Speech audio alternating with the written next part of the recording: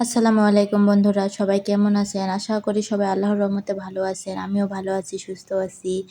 তো আজকে আবারও নতুন একটা রেসিপি নিয়ে আপনাদের মাঝে হাজির হলাম। তো ভিডিওটা শেষ পর্যন্ত দেখবেন, অবশ্যই ভালো লাগবে। তো এই মাছগুলোকে আমরা চান্দা মাছ বলি। তো এই মাছটা আমি ধুয়ে কেটে ফ্রিজে রাখছিলাম। তো অনেক কাটা থাকার কারণে রান্না করছিলাম না। পরে ভাবলাম যে এটা দিয়ে বড়া বা পাকোড়া যেটাই বলেন বানানো যাক। তো ভালোভাবে মাছটাকে ধুয়ে পরিষ্কার করে নিয়ে আমি ব্লেন্ডারে ব্লেন্ড করে নেব। তো এখানে ব্লেন্ডার নিয়েছি। তো এখানে মাছটা কিন্তু অবশ্যই ভালোভাবে কয়েকবার ধুয়ে নেবেন। ছোট মাছ কিন্তু বেশি ধুতে হয়। দিয়ে এখানে কয়েকটা বিলাতি, ধনের পাতা, কয়েকটা কাঁচামরিচ আর পেঁয়াজ কুচি দিয়ে ব্লেন্ড করে নেব। এখানে আমার ব্লেন্ড করা হয়ে গেছে। ব্লেন্ড করার পরে কিন্তু কালারটা কেমন যেন দেখাচ্ছে। কালারটা যেমনই হোক না কেন খেতে অনেক মজা ছিল। এখন একটু স্বাদ মতন লবণ, হলুদ, মরিচের গুঁড়া, গোলমরিচ গুঁড়া আর কি রান্নার যাবতীয় মশলা সবই দিয়ে এখানে মেখে নেব। তো আমি এখানে আদা রসুন বাটাটা ব্যবহার করতে ভুলে গেছিলাম। তো আপনারা আদা রসুন বাটাটাও দিয়ে দিবেন, তাহলে ভালো লাগবে আরও। তো দিয়ে এভাবে মেখে কিছুক্ষণ রেখে দেব। দেওয়ার পর সব ভেজে নেব। বাসায় যদি ছোট বাচ্চা থাকে তাহলে কিন্তু তারা ছোট মাছ খেতে পারে না।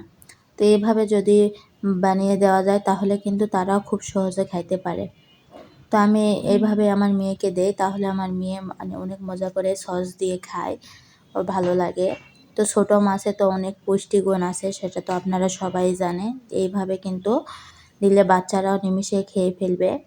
তাই চেষ্টা করবেন বাচ্চাদের এইভাবে দেওয়া, তাহলে কিন্তু কোনো কাটা বা কিছু থাকবে না, ওরা কিন্তু মজা করে খেয়ে ফেলবে। আর ছোট মাছের পুষ্টিগুণটা ওরা পেয়ে যাবে।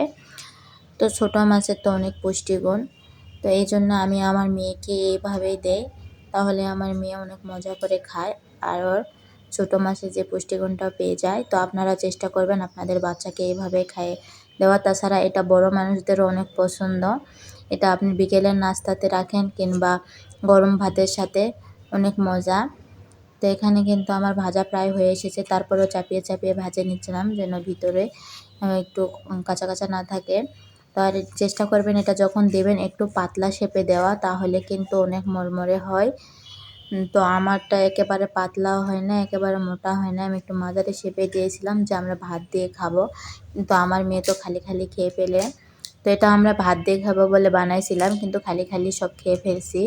তো একটু ভালোভাবে ভেজে নেবেন সবগুলো একইভাবে, সময় নিয়ে আস্তে আস্তে ভেজে নেবেন। আর অবশ্যই চুলার জালটা লোতে রাখবেন, তাহলে আস্তে আস্তে ভাজাটা হয়ে যাবে।